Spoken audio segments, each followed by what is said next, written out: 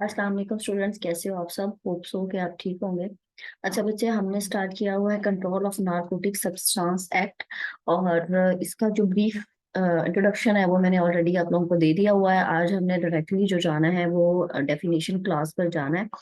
पहला जो चैप्टर है प्रिलिमिनरी, उसके अंदर जो सेक्शन 2 है वो डेफिनेशन का है। और जो सेक्शन 1 है वो शॉर्ट टाइटल एंड कमेंसमेंट का है। वैसे देखने में तो शॉर्ट टाइटल एंड कमेंसमेंट जो है वो दिखने में लगता है कि ये जो इतना इम्पोर्टेंट नहीं है, लेकिन ये बहुत ज्यादा इम्पोर्टेंट है।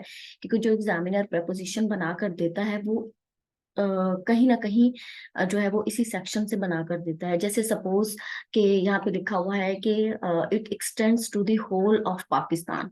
तो वो प्रपोजिशन बनाकर दे सकता है कि जो है वो कोई भी केस ऐसा कि फलां एरिया पर इसकी एप्लीकेशन है या नहीं है। तो अगर आपने शॉर्ट टाइटल एंड कमेंसमेंट को पढ़ा होगा तो आपको पता होगा कि क्या ये ओनली जो है वो प्रोवेंशियल बेसिस है, किसी प्रोवेंस पे होता है, या फिर ये ऑन होल जो है वो पाकिस्तान पे अप्लाई होता है। तो जब आपको ये पता होगा कि ऑन होल पाकिस्तान पे अप्लाई होता है तो प्रेपोजिशन के अंदर अगर कोई जुरिस्डिक्शन से के हवाले से या ओवरऑल इस एक्सटेंट के हवाले से एग्जामिनर पूछ रहा है तो फिर आप उसका आंसर इजीली दे सकते हो।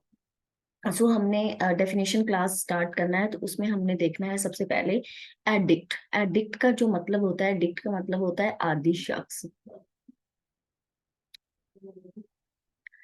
अच्छा, अब यहाँ पे है एडिक्ट मीन्स। अब एक और चीज मैं यहाँ पे आपको बताती चलूँ। अच्छा, एक और चीज भी है बेटा कि आपने अगर कोई क्वेश्चन करना है तो आप लेक्चर के एंड पर कर लीजिएगा।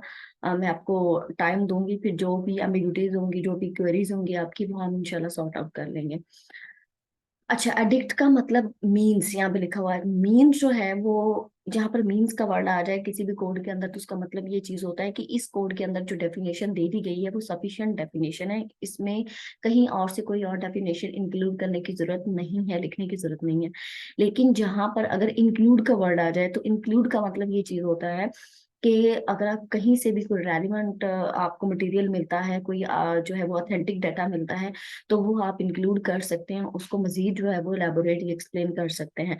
तो चूंकि यहाँ पे वर्ड मीन्स का है तो इसका मतलब यहाँ पर ये है कि ये जो गिवन डेफिनेशन दी हुई है ये सफिशिएंट डेफिनेशन है। और अगर एग्जामिनर आपसे पेपर के अंदर एडिक्ट की डेफिनेशन पूछ लेता है तो आपने इसकी रेलिवेंट प्रोविजन 2A देने के बाद आपने यही जो है वो उसी को ही एक्सप्लेन करना है और इसी को ही बताना है। अच्छा, अब एडिक्ट का मतलब होता है आदि शख्स। यहाँ पे दो जो पर्सन हैं वो बताए गए हैं control of narcotic substance act 1997 के हिसाब से। पहली बात है कि ए पर्सन, कोई भी ऐसा शख्स, यानी एडिक्ट या आदि शख्स वो है ए पर्सन जो फिजिकली और मेंटली, ठीक है, जो बॉडली भी हो और जहनी तौर भी हो, जिस्मानी जहनी दोनों दोनों तौर पर डिपेंड का मतलब होता है इन्हसार करना ऑन एनी नारकोटिक ड्रग।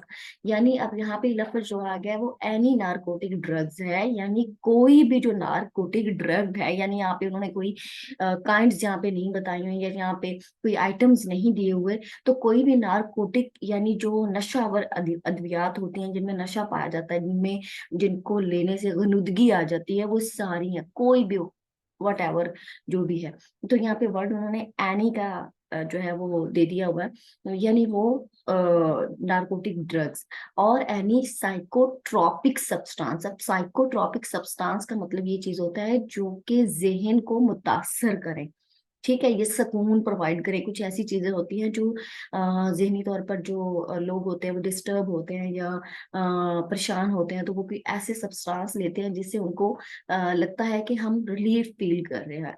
तो यहाँ पे एडिक्ट का मतलब है कि ऐसा पर्सन जो फिजिकली और मेंटली डिपेंडेंट हो ऑन एनी नार्कोटिक ड्रग और साइकोट्रॉपिक सब्सटेंस के ऊपर, या फिर ऐसा पर्सन जो हैबिचुअली, हैबिचुअली का मतलब होता है आदी हो जाए, जो आदतन यूज करे, यानी वो आदत उसकी ऐसी बन जाए कि वो छूट ना रही हो। जैसे सपोज हम सिगरेट की बात कर लेते हैं। वैसे तो ये बहुत अगर ट्राई की जाए तो ये चीजें छूट भी जाती हैं, लेकिन सिगरेट जो स्मोकर है उसकी आदत बन जाती है कि उसने स्मोकिंग करनी है सून आफ्टर खाना खाने या कुछ भी वटेवर। तो कहीं पर भी तो ये आदत बन जाती है। वो क्या करते हैं, a person who habitually uses, narcotic drugs को या फिर साइकोट्रॉपिक सब्सटेंस को। या अब यहाँ पर दो चीजें क्लियर हुई हैं, एक तो ये कि एक पर्सन जो है वो फिजिकली और मेंटली डिपेंड कर रहा हो या फिर वो हैबिचुअली यूज कर रहा हो। यानी आपने क्या करना है, दो चीजों पर फोकस करना है। एक मिनट में इसको रेज करूं ताकि हम इसको हाईलाइट कर देते हैं, ताकि आपको जब आप, क्योंकि जो की वर्ड्स होते हैं उन पे फोकस बहुत ज्यादा जरूरी होता है, पेपर के अंदर वही चीजें काम आती हैं। अच्छा, अब ये फिजिकली एंड मेंटली डिपेंडेंट, ठीक है, यानी ऐसा पर्सन जो कि फिजिकली और मेंटली डिपेंड कर रहा हो किस चीज के ऊपर, ये one narcotic drug, second psychotropic substance, ठीक है। दूसरा, या फिर जो हैबिचुअली यूजेस हो। अब ये दो कीवर्ड्स आप लोगों ने याद रखने हैं, एक फिजिकली और मेंटली डिपेंडेंट, एंड दूसरा जो है वो हैबिचुअली यूजेस किसको, सेम वही narcotic drugs and psychotropic substance. तो ये दो चीजें हैं। अब अडिक्ट की आपको बहुत अच्छे से समझ आ गई होगी, मजीद हम इसको उर्दू में भी देख लेते हैं।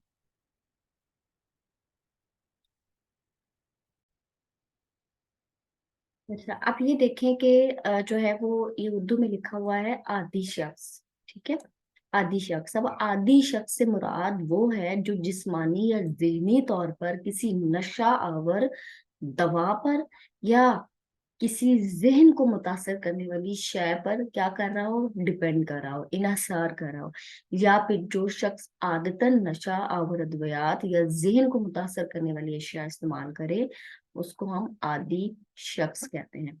होप्स हो कि आपको आदि शख्स की जो डेफिनेशन है, एडिक्ट की डेफिनेशन है, वो क्लियर होगी होगी। अब इसके बाद आगे चलते हैं।